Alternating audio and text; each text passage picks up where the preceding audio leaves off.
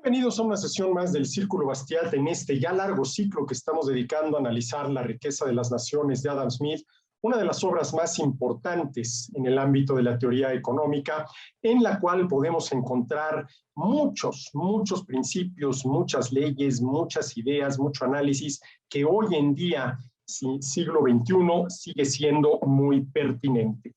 Estamos ya en el libro 3 de La riqueza de las naciones. Recordemos que toda la obra está dividida en 5 grandes libros que integran La riqueza de las naciones. El libro primero, cuyo título es De las causas del progreso en la capacidad productiva del trabajo y de la forma en que su producto se distribuye naturalmente entre las distintas clases del pueblo. El libro 2, que trata un tema importantísimo en el mundo de la economía, de la naturaleza, acumulación y empleo del capital. El capital, uno de los temas más importantes en el mundo de la economía, una de las variables más importantes en el mundo práctico, el mundo de la producción, la oferta y la venta de bienes y servicios. El libro tercero, al cual estamos dedicando estas últimas sesiones, que lleva por título De los diferentes progresos de la riqueza en distintas naciones. Libro tercero, que está compuesto por 4 capítulos. El primero, del progreso natural de la riqueza, que ya vimos. El segundo, del desaliento de la agricultura en la antigua Europa tras la caída del Imperio Romano, que también ya vimos. El tercero, cuyo título es De la aparición y desarrollo de ciudades y pueblos tras la caída del Imperio Romano, que también ya vimos, terminamos de analizar en la última sesión. Y el capítulo 4, que comenzaremos a analizar el día de hoy, que lleva por título De cómo el comercio de las ciudades contribuyó al progreso del campo. Luego viene el libro 4, que lleva por título De los sistemas de economía política. Y por último, el libro 5, sí, cuyo título es De los ingresos del soberano o del Estado, en el cual se trata un tema muy importante, el tema de los impuestos. Bueno, así las cosas. Vamos a iniciar con la lectura, el comentario, el análisis del capítulo 4 del libro tercero, de cómo el comercio de las ciudades contribuyó al progreso del campo. O, porque al final de cuentas de esto es de lo que nos está hablando Smith en esta parte de su libro, de cómo la expansión de la manufactura y el comercio redujo en aquel entonces el poder de los grandes terratenientes. Al final de cuentas, esto es lo que nos está explicando Smith en este capítulo 4 del libro tercero de La riqueza de las naciones, de cómo la expansión de la manufactura y el comercio redujo el poder de los grandes terratenientes. Bueno, comienzo. Dice Smith al inicio de este 4º capítulo del libro tercero. El crecimiento y las riquezas de las ciudades comerciales e industriales contribuyó al progreso y cultivo de los países donde se encontraban de 3 formas diferentes. ¿Qué es lo que se encontraba de 3 formas diferentes? El comercio y la industria. Dice, en primer lugar, al proporcionar un mercado vasto y accesible para los productos del campo, estimularon su cultivo y su mejoramiento ulterior. ¿Qué es lo que está diciendo Smith? Que conforme las ciudades dedicadas al comercio y a la industria se volvieron más ricas, conforme sus ciudadanos dispusieron de un mayor poder de compra, esto terminó beneficiando la producción del campo, porque en esas ciudades comerciales, industriales, donde la gente estaba incrementando su poder de compra, pues había una mayor demanda, una demanda creciente por los productos del campo, y esta es una de las primeras maneras como las ciudades comerciales industriales, creciendo, generando actividad económica, generando ingreso, generando poder adquisitivo, ayudaron, ¿sí?, al crecimiento del campo. Repito, en primer lugar, al proporcionar un mercado vasto y accesible para los productos del campo, estimularon su cultivo y mejoramiento ulterior. Y luego dice algo interesante. Dice, esta ventaja no se limitó a los países donde se hallaban situadas, sino que se extendió en mayor o menor grado a todos aquellos con los que comerciaban. Proporcionaron a todos un mercado para una parte de su producción bruta o elaborada, materias primas, producción bruta o manufactura, producto elaborado, ¿sí? Y consecuentemente estimularon la actividad y el progreso de todos. A ver, más allá del momento histórico que está analizando Smith, aquí desde el punto de vista de la teoría económica está diciendo algo muy importante. En la medida en que la actividad comercial, ¿sí?, crece, se benefician todos aquellos que participan de la misma. En la medida en que los mercados se multiplican y los mercados se expanden, esto beneficia a muchos. Esto beneficia a muchísimas personas, ¿sí? Muchísimas personas.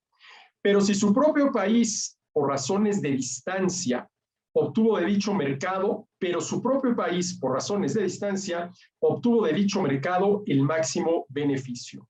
Al soportar sus productos primarios un coste menor por el transporte, los comerciantes pudieron pagar a los agricultores un mejor precio por ellos y al mismo tiempo venderlos a los consumidores tan baratos como los que procedían de países más lejanos.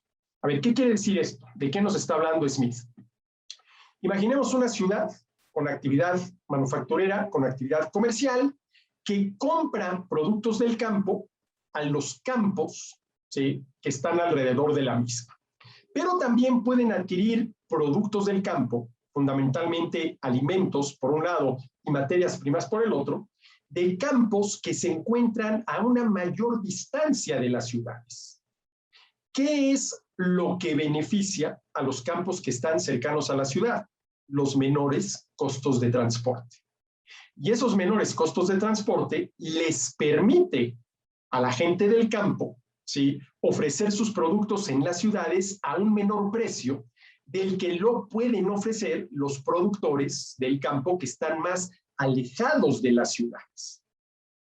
Y una vez que estos alimentos o estas materias primas llegaron a las ciudades y se ofrecieron y vendieron a un menor precio, dado que los costos de transporte son menores que los productos provenientes de campos más lejanos, esos alimentos y esas materias primas, por ejemplo, transformadas en manufacturas en las ciudades, podían ofrecerse a los consumidores a menor precio y por lo tanto beneficiar, ¿sí?, a un mayor número de personas. Claro, ¿qué es lo que le conviene a cualquier consumidor? Y hay que recordar que consumidores somos absolutamente todos. Que lo producido se ofrezca al menor precio posible. ¿Qué condiciones tienen que cumplirse para que lo producido se pueda ofrecer al menor precio posible? Fundamentalmente dos.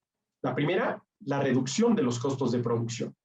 Pero no basta, obviamente, con la reducción de los costos de producción. Además, tiene que generarse la mayor competencia posible. Vamos a suponer un monopolio, ¿sí?, que reduce lo más posible sus costos de producción. Si es monopolio y no tiene competencia, pues no tiene ningún incentivo para bajar los precios, volverse más competitivo vía menores precios en beneficio de los consumidores.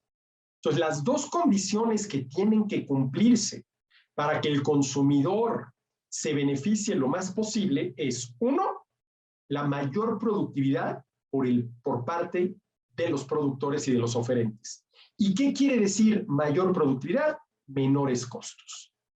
Pero además, la mayor competencia posible.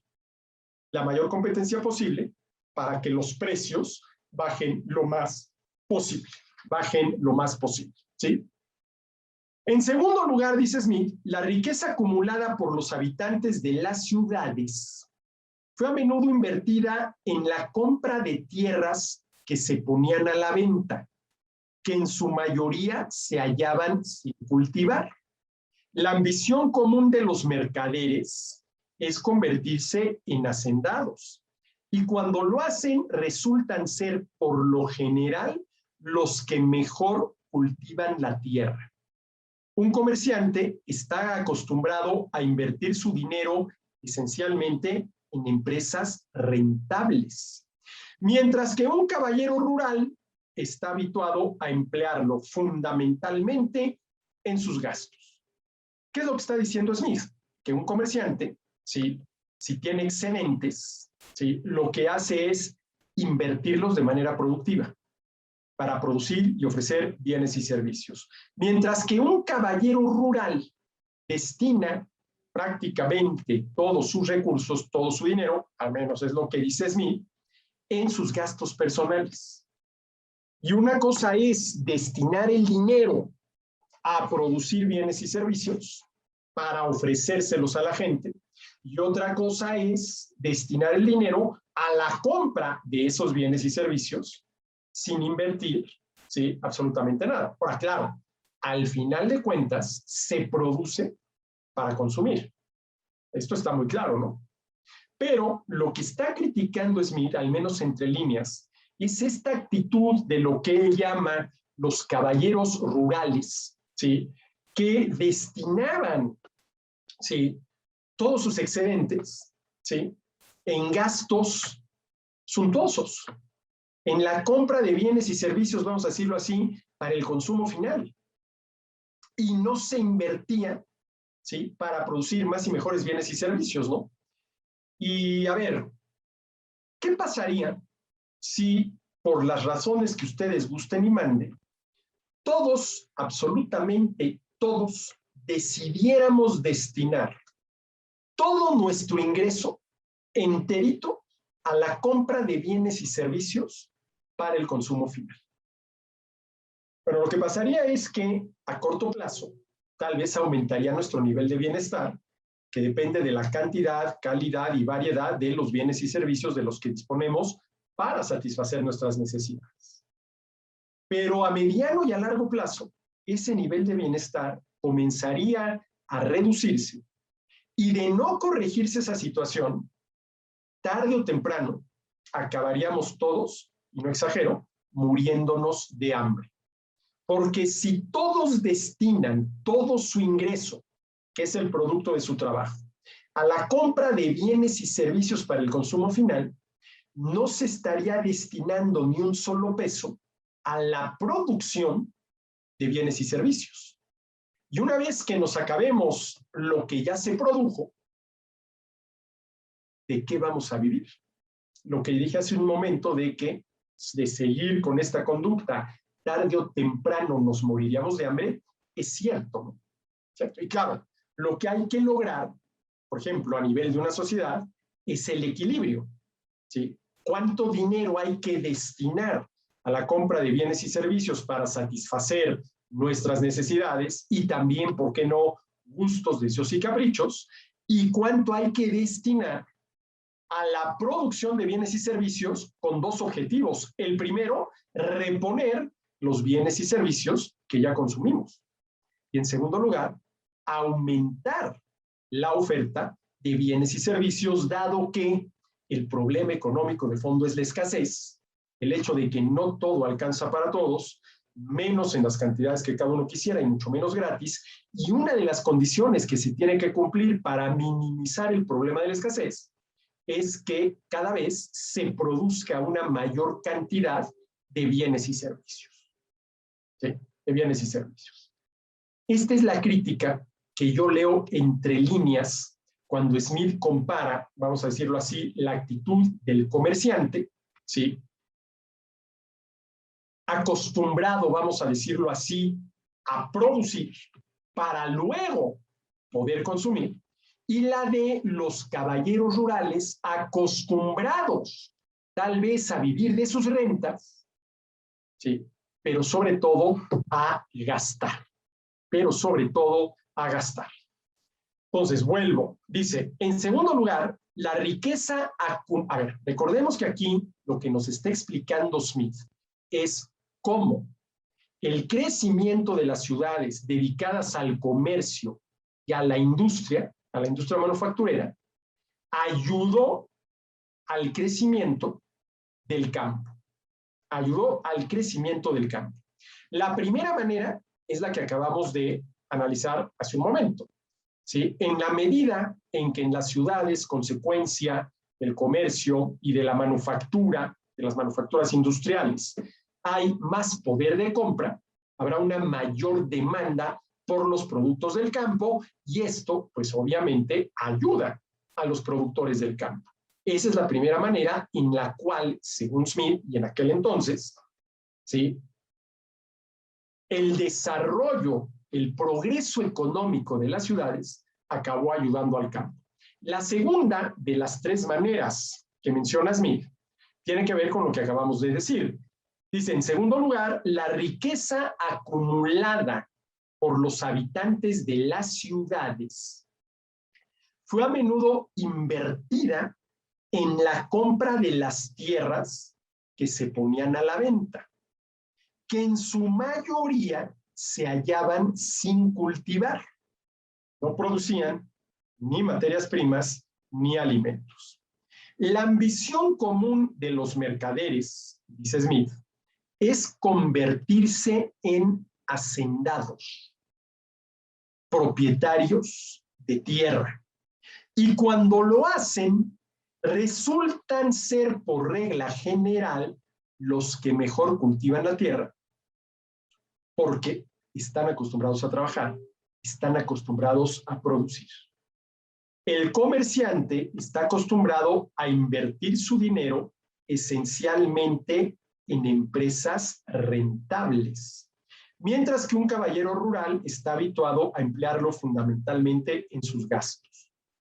Y aquí tenemos dos de los destinos que se le puede dar al ingreso, entendiendo por ello el producto del trabajo de cada quien, que ya en aquel entonces, si no digamos hoy en día, por lo general se paga en dinero. Primero, gastarlo. ¿Qué supone gastar el ingreso? ¿Qué supone gastar el producto del trabajo? La compra de bienes y servicios para el consumo, satisfacer necesidades, gustos, deseos y caprichos. Pero también, sí, se puede invertir. ¿Qué supone invertir si no todo? Porque alguna parte tendremos que dedicar a la compra de bienes y servicios para satisfacer nuestras necesidades. ¿Pero qué quiere decir invertir?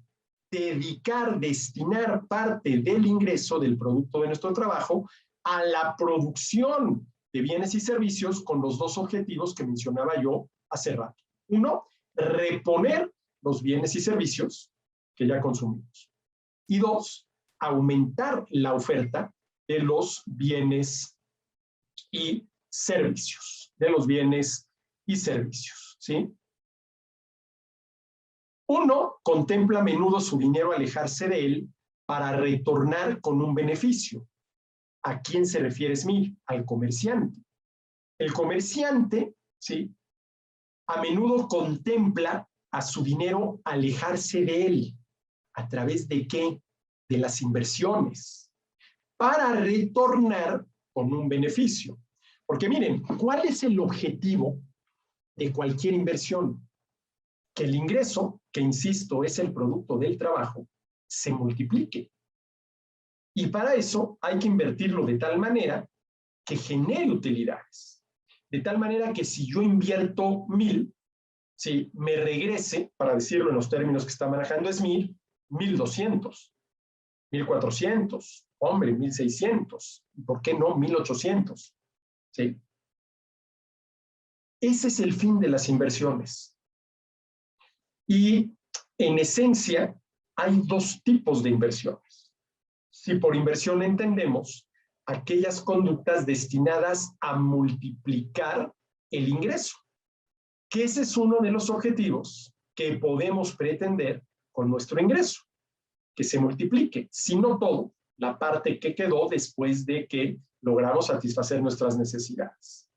Y a esas conductas que tienen como fin la multiplicación del ingreso se les llama inversiones. Y hay fundamentalmente de dos tipos. Una inversión financiera. ¿Qué supone una inversión financiera? Que yo le presto a alguien 1,000,000 de pesos al 20% por un año. Dentro de un año me tiene que devolver 1,200,000. ¿Por cuánto se multiplicó mi ingreso? Por 1,2. Ahí está la multiplicación del ingreso a través de una inversión financiera. Pero además de las inversiones financieras, están las inversiones directas, que suponen, ¿sí?, la producción de bienes y servicios, la creación de empleos, puesto que para producir alguien tiene que trabajar, y la generación de ingresos, puesto que a quien trabaja se le paga por hacerlo. Y si yo decido invertir directamente, poniendo un negocio, produciendo y ofreciendo bienes y servicios, creando empleos, generando ingresos, lo hago con la intención de que todo el dinero invertido directamente se multiplique. Es decir, lo hago con la intención de obtener una ganancia, no de incurrir en pérdidas, ¿sí? Inversiones financieras, inversiones directas, cuyo objetivo es la multiplicación del ingreso.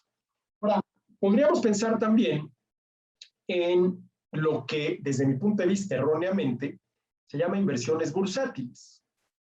A ver, mira, yo no voy a realizar una inversión financiera. No le voy a prestar el dinero a alguien a cambio de los intereses que me va a pagar y tampoco voy a realizar una inversión directa. No voy a poner un negocio. Voy a comprar acciones en la bolsa de valores.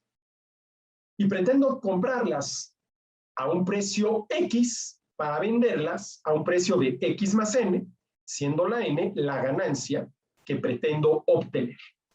Y la pregunta es si este tipo de conducta es realmente una inversión. Aquí realmente de lo que se trata es de una especulación, ¿sí? Porque en la inversión hay mayor certeza, sobre todo en la financiera. En la inversión directa, bueno, pues depende cómo le vaya al negocio, lo cual depende de cuál va a ser la respuesta de los consumidores al bien o servicio que les estoy ofreciendo, ¿sí? Pero en el caso de la compra de acciones, ¿sí? Hombre, todo el mundo compra acciones con la intención de venderlas a un precio mayor. Pero así como el precio sube, el precio también puede bajar. Es decir, el grado de inseguridad en este tipo de conducta especulativa es mayor que el que se tiene en inversiones financieras o en inversiones directas. Pero bueno, volviendo a Smith. Dice, el comerciante, y en general, a ver, llamemos el empresario, la persona que se dedica a producir y ofrecer bienes y servicios, contempla a menudo su dinero alejarse de él para retornar con un beneficio. El otro, el caballero rural al que se refiere Smith, una vez que se desprende de su dinero, rara vez espera volverlo a ver. Rara vez espera volverlo a ver. A ver, quien destina su ingreso a la compra de bienes y servicios, no vuelve a ver ese dinero. Claro, tiene los bienes y servicios con los cuales satisfacer sus necesidades. Pero quien destina parte de su ingreso a algún tipo de inversión, y si la inversión salió bien, ¿sí?, no solamente va a volver a ver su dinero, sino lo va a volver a ver multiplicado. Multiplicado, ¿sí? ¿Y qué es lo que está criticando Smith? Sobre todo con relación a estos personajes, los caballeros rurales, de los cuales ya he hablado en algunos capítulos anteriores. A ver, no les critica, ¿sí?, que compren los bienes y servicios indispensables para satisfacer sus necesidades básicas, etcétera, etcétera, etcétera. Les critica que dediquen buena parte de sus recursos, por ejemplo, a fiestas, ¿sí?, a mantener, ¿sí?, una enorme cantidad de sirvientes, ¿sí?, a invitar una y otra vez a sus vecinos a banquetes, a lo que llamaríamos gasto suntuoso, gasto inclusive dicho en términos de Thorstein Veblen, sociólogo y economista estadounidense de finales del siglo XIX, principios del siglo XX, consumo conspicuo. ¿Cuál es el consumo conspicuo? El que se realiza no para satisfacer las necesidades, sino para presumirle a los demás, ¿sí? Sino para presumirle a los demás, ¿sí? ¿Qué es lo único que le falta decir a Smith? Ojalá y todos los recursos que estos caballeros rurales destinan al consumo conspicuo, dinero que no regresa a ellos, Si bien es cierto que beneficia a quienes los proveen de los bienes y servicios, por ejemplo, para sus banquetes, pero ojalá y ese dinero se invirtiera. Y sobre todo, lo que hoy en día llamamos nosotros inversiones directas para producir bienes y servicios, crear empleos y generar ingresos. ¿Sí? Entonces, uno, el comerciante contempla a menudo su dinero alejarse de él para retornar con un beneficio. El otro, una vez que se desprende de su dinero, rara vez espera volverlo a ver. Estos hábitos diferentes, el hábito de invertir y el hábito de gastar, naturalmente afectan a su temperamento y disposición en cualquier labor. Un comerciante normalmente es un empresario audaz, un hacendado, ¿sí? Uno de estos caballeros rurales, ¿sí? Normalmente es un empresario tímido. El comerciante, no titubea en invertir un amplio capital en la mejora de su tierra. Ahora, a ver, aquí ya supone que ese comerciante que en la ciudad, gracias a la actividad comercial, acumuló una riqueza y que quiere ser hacendado, compró la tierra. ¿Pero para qué? Dice, ese comerciante que ya compró tierra y ya se convirtió en hacendado, no titubea en invertir un amplio capital en la mejora de su tierra, cuando hay una perspectiva probable de incrementar su valor en proporción a la inversión. El otro, ¿sí? El caballero rural, si tiene algún capital, lo que no siempre ocurre, rara vez se arriesga a invertirlo de esa forma. Si realiza una mejora en sus tierras, generalmente no es con un capital, sino con lo que pueda ahorrar de su ingreso anual. ¿Sí? Todo el que haya tenido la fortuna de vivir en una ciudad mercantil situada en un país atrasado, habrá observado a menudo cuánto más animosas eran las iniciativas de ese tipo adoptadas por los comerciantes que las acometidas por los hacendados. Una vez que el comerciante que en la ciudad logró acumular una riqueza y que destina parte de la misma a comprar tierras, invierte para mejorar sus tierras. ¿Sí? Para mejorar sus tierras. Cosa que no hacen los caballeros rurales, que por lo general son la tercera, cuarta, quinta generación de terratenientes, con una serie de usos y costumbres muy diferentes a la de los comerciantes.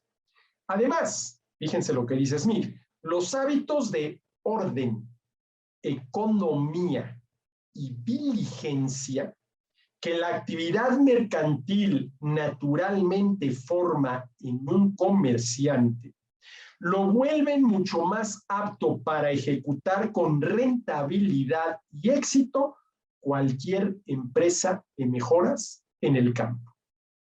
Y miren qué interesante, ¿sí? De lo que hablas, mira aquí. Hábitos. ¿Qué es un hábito? ¿Sí? Algo que ya forma parte de nosotros. Y si es un hábito operativo bueno, se llama virtud. Si es un hábito operativo malo, se llama vicio. Y aquí está hablando Smith de hábitos operativos buenos, de virtudes. Dice, los hábitos del orden, la economía y diligencia que la actividad mercantil naturalmente forma en un comerciante, lo vuelve mucho más apto para ejecutar con rentabilidad y éxito cualquier empresa de mejoras en el campo. La formación de hábitos. ¿Cuáles son los hábitos, diría Smith, que se necesitan? Él no se lo hubiera planteado en estos términos, pero bueno, nosotros sí lo podemos hacer, para tener éxito en el mundo de los negocios. Orden, economía, hacer más con menos aprovechar lo mejor posible los recursos escasos a nuestra disposición, diligencia, trabajo. Sí. Bueno, entonces, ya vimos cuál es la primera manera en que el crecimiento y la riqueza de las ciudades comerciales e industriales ayudó al desarrollo del campo, ¿sí? Generando una mayor demanda por o materias primas o alimentos. En segundo lugar, cuando los comerciantes exitosos que lograron acumular riqueza quisieron, además de seguir siendo comerciantes, volverse hacendados. Compraron tierras que por lo general estaban sin cultivar, tierras incultas, y dado esos hábitos que la actividad comercial, ¿por qué no también la industrial manufacturera formó en ese tipo de personas? Intentan mejorar sus tierras, lo cual quiere decir de entrada, cultivarlas.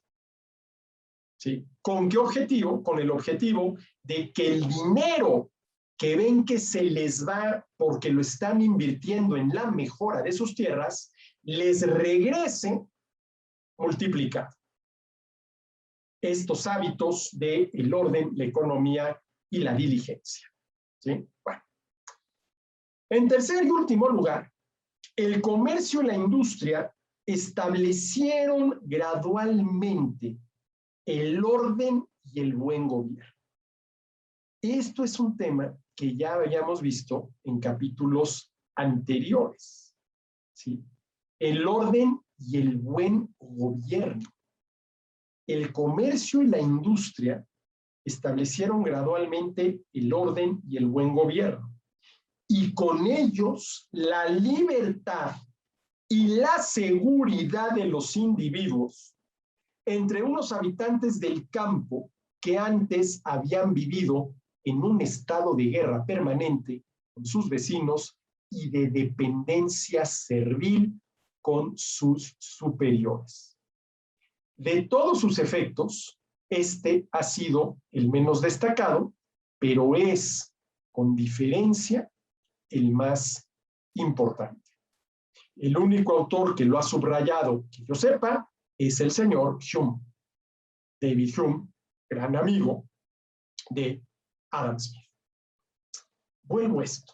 A ver, la tercera manera en que, como dice Smith, el crecimiento y la riqueza de las ciudades comerciales e industriales ayudaron al desarrollo del campo fue a través de que poco a poco en el campo, siguiendo el ejemplo que ya se había logrado en las ciudades, poco a poco en el campo se fue estableciendo gradualmente, dice Smith, el orden y el buen gobierno.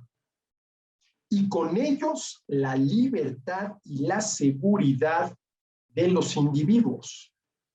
Entre unos habitantes del campo, que antes de que esto empezara a darse y llegara al campo el buen gobierno y el orden, habían vivido en un estado de guerra permanente con sus vecinos y de dependencia servil con sus superiores.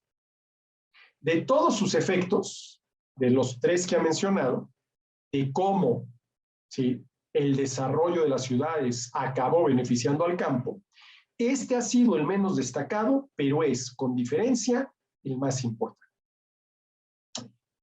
A ver, ¿qué se necesita para que la actividad económica, comenzando por la producción, oferta de bienes y servicios, crezca? Orden y seguridad. Con relación al derecho a la libertad individual para producir, ofrecer y vender. Y en segundo lugar, con relación al derecho a la propiedad privada sobre los medios de producción necesarios para poder producir, ofrecer y vender. ¿Qué se requiere con relación a estos dos derechos? A la libertad individual para producir, ofrecer y vender, y a la propiedad privada sobre los medios de producción necesarios para poder producir, ofrecer y vender, lo que se necesita es que esos derechos estén plenamente reconocidos, que no se le regaten, vamos a decirlo así, a las personas, puntualmente definidos, que en la práctica se sepa perfectamente bien qué implican y jurídicamente garantizados. Que hay un marco jurídico, ¿sí?, que reconoce que todos deben respetar esos derechos, que reconoce que debe haber alguien que garantice hasta donde sea humanamente posible o prevea hasta donde es humanamente posible la violación de esos derechos, que en caso de que esa previsión no haya, prevención no haya funcionado, castigue a quienes violaron esos derechos y los obligue a los violadores a resarcir a sus víctimas. Esto es lo que se requiere, ¿sí? Libertad individual, propiedad privada. Y eso es lo que creo yo, ¿sí?, que entendería Smith, si se lo planteamos en estos términos, por este concepto de orden y buen gobierno. A ver, ¿cuál es el buen gobierno?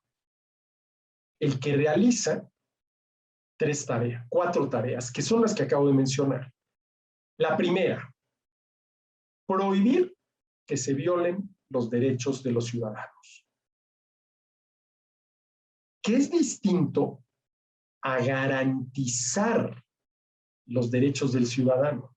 Porque, a ver, en esto de garantizar los derechos del ciudadano, por ejemplo, el derecho a la vida, que no te asesinen, el derecho a la libertad, que no te secuestren, el derecho a la propiedad, que no te roben, los gobiernos, por más honestos que sean, ¿sí?, nunca son 100% eficaces. Es que la tarea del gobierno es garantizar esos tres derechos de entrada, ¿no? Bueno, ¿qué gobierno puede realmente garantizarlos? De tal manera que, por ejemplo, en esa sociedad en la cual gobierna este gobierno, no haya asesinatos, no se viole el derecho a la vida, no haya secuestros, no se viole el derecho a la libertad, no haya robos, no se viole el derecho a la propiedad. Yo creo que es más realista, para luego no desengañarnos, decir que la primera tarea de un buen gobierno en aras de establecer orden es prohibir que se violen derechos. A ver, señores, que nos quede muy claro que aquí la primera regla del juego entre nosotros, quienes integramos esta comunidad, es respetarás la vida, la libertad y la propiedad de los demás. Y si no te ha quedado claro en qué consiste esto, no matarás, no secuestrarás, no robarás. Bueno, como no basta con prohibir la violación de derechos para que todo mundo respete los derechos de los demás, ojalá y bastara. Imagínense que bastara con decir, a ver, aquí la regla del juego es no matarás, no secuestrarás, no robarás, para que no haya asesinos, no haya secuestradores y no haya ladrones. Ojalá y bastara con establecer estas tres reglas del juego. Pero no es así. No faltará el asesino, el secuestrador, el ladrón. Por lo tanto, la segunda tarea de esto que Smith llama buen gobierno, y aquí estoy utilizando el concepto de Smith, no sé si Smith estaría de acuerdo con lo que estoy diciendo en relación a cuáles considero yo que son las cuatro tareas que este buen gobierno debe realizar. Pero en fin, la segunda tarea sería prevenir la violación de derechos. Partiendo del supuesto por demás realista de que no basta con que esté prohibido matar, con que esté prohibido secuestrar, con que esté prohibido robar, para que nadie asesine, nadie secuestre y nadie robe. Entonces, es tarea del gobierno prevenir para que no se violen los derechos de las personas. Pero esta segunda tarea del gobierno siempre deja mucho que desear. Es decir, siempre habrá el asesino que se sale con la suya, el secuestrador que se sale con la suya, el ladrón que se sale con la suya. Lo cual nos lleva a la tercera tarea del gobierno, ¿sí? Castigar a quien violó los derechos de los demás. Castigar al asesino, castigar al secuestrador, castigar al ladrón. Porque, a ver, no tiene absolutamente ningún sentido decir no matarás, no secuestrarás, no robarás, si no castigas a quien no haya cumplido con esas tres leyes. La ley a favor de la vida, la ley a favor de la libertad individual, la ley a favor de la propiedad privada. Tiene que haber alguien que castigue, ¿sí? El proceso que yo llamo DJC, detención, juicio y castigo. Detención, hay que detener a quien violó los derechos de alguien. Juicio, hay que ver si realmente el detenido es culpable. Y si es culpable, castigo. DJC, detención, juicio y castigo. Pero además de castigar, vamos a llamarle así, al delincuente, ¿sí? Habría que obligarlo a resarcir a la víctima. Bueno, hay delitos en los cuales esto no se puede. O cualquier intento de hacerlo, muchas veces, a mí así me parece, resulta hasta ofensivo, ¿no? Sí. Por ejemplo, el caso del asesinato. Bueno, de entrada, a la víctima, que es la persona asesinada, ya no la puedes resarcir. Ah, pero podrías resarcir a sus seres queridos, a los cuales también has afectado con tu asesinato. Pero, ¿cómo? Porque una cosa es que el asesino se pase el resto de su vida en la cárcel, o inclusive que acabe en la guillotina, suponiendo que hubiera pena de muerte. Pero, ¿cómo se resarce a alguien de un asesinato? ¿Cuánto vale que en términos dinerarios una vida humana? A mí eso me parece hasta verdaderamente falta de respeto a todas las víctimas alrededor de un asesinato, porque cuando hay un asesinato, la víctima no es nada más la persona asesinada. Hay muchas otras víctimas, ¿no? Sí. Si la persona asesinada es hijo, bueno, pues parte de las víctimas son los padres. Si además de hijo, si es padre, pues parte de las víctimas son sus hijos. Si además de hijo y padre es esposo, pues su esposa, a quien le asesinaron al marido, es víctima. Todos los amigos, en fin, ¿sí? Pero creo yo que estas son las 4 tareas que debe desempeñar el buen gobierno. ¿Para qué? Para crear orden. ¿Y cuál es el orden o en qué consiste el orden en el ámbito de la convivencia entre personas? En la justicia. ¿Y qué es la justicia? La virtud, hábito operativo bueno, por la cual respetamos los derechos de los demás.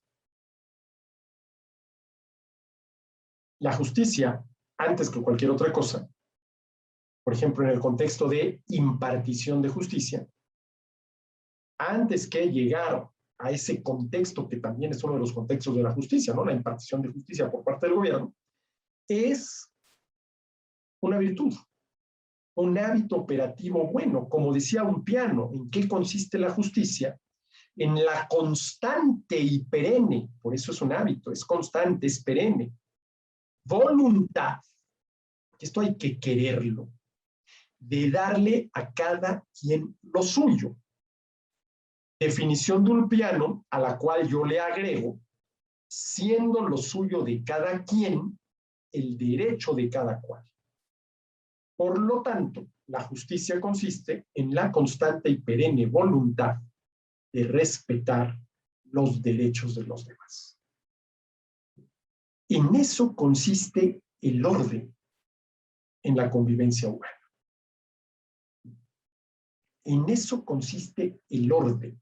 Ahora, ya que estamos hablando de este tema, en la teoría de los sentimientos morales, Adam Smith expresa una idea que me parece interesante. Dice, a ver, se le debe obligar a las personas, lo estoy diciendo en mis términos, a respetar los derechos de los demás, es decir, a actuar con justicia.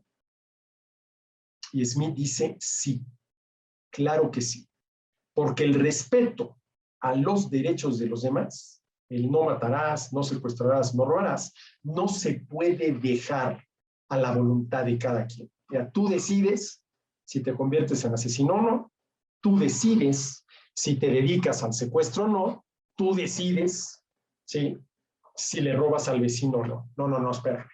Aquí las reglas del juego son no matarás, no secuestrarás, no robarás.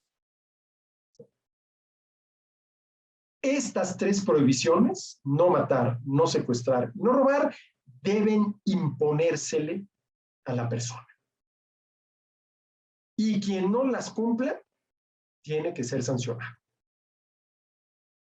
Dice, si logramos la justicia, dice Smith, pues tendremos eso, ¿sí?, una convivencia justa. Pero Smith dice algo muy interesante. A ver, no dañar a los demás respetando sus derechos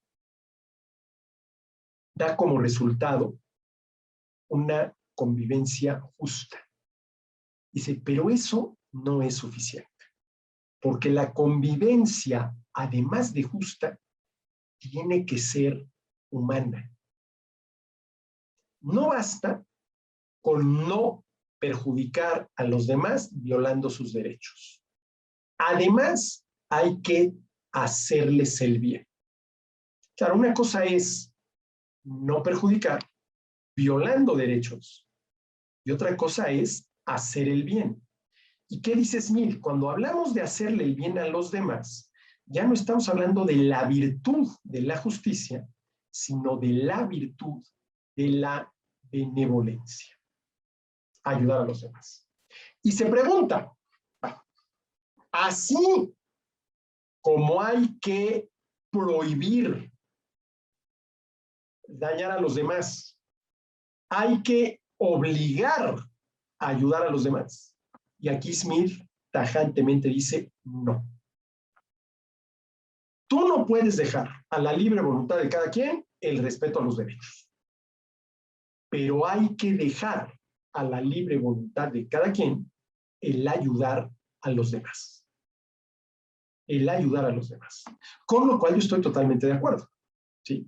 Ahora, ¿qué es lo que hace el Estado benefactor y su principal agente, que es el gobierno redistribuidor del ingreso? Que por lo menos de manera indirecta obliga a unos a ayudar a los demás. Y esto, diría Smith,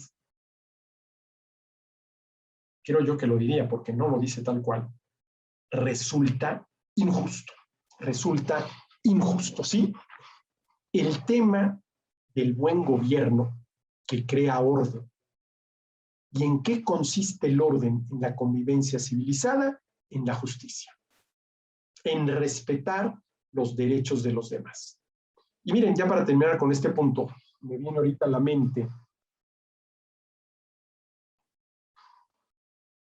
lo que dice mucha gente en el sentido de que el precio que tenemos que pagar por vivir en sociedad, por convivir civilizadamente, son los impuestos.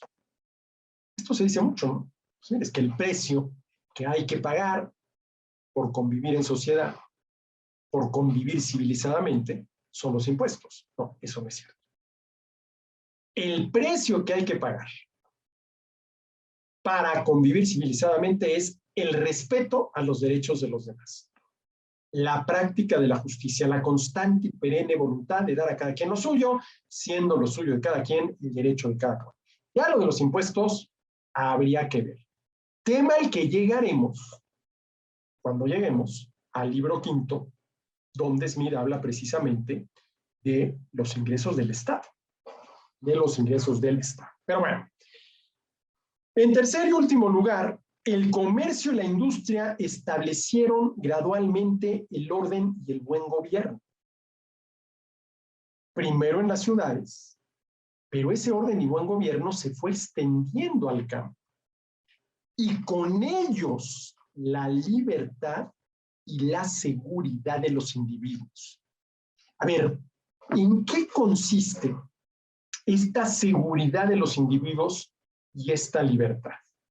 A ver, podríamos decir que, entre otras muchas cosas, porque vaya que es un tema multifacético, el de la libertad consiste en tener la seguridad, ¿sí?,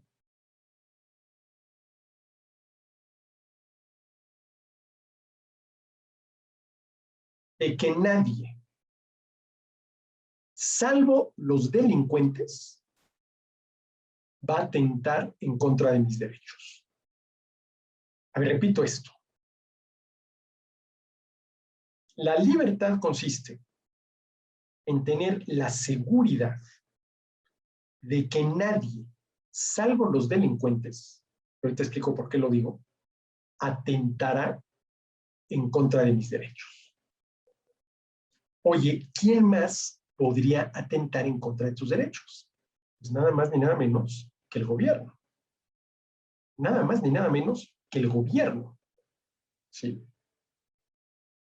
Si tenemos esto que Smith llama buen gobierno, los gobernantes no atentarán en contra de mis derechos. Y harán todo lo que esté en sus manos para prevenir que los delincuentes atenten en contra de mis derechos. Si un delincuente termina atentando en contra de alguno de mis derechos, el gobierno tendrá que poner en marcha este proceso de TJC, detención, juicio, y si resulta que es culpable, castigo. Y de ser posible, depende del tipo de delito de qué se trate, lo obligará el gobierno al delincuente a resarcir. ¿Sí? A ver, si nosotros tuviéramos esa seguridad, habríamos dado un paso enorme. Y digo si tuviéramos porque no la tenemos. Hoy, la principal amenaza en contra de la vida, la libertad individual y la propiedad privada de los ciudadanos es su propio gobierno. Es su propio gobierno.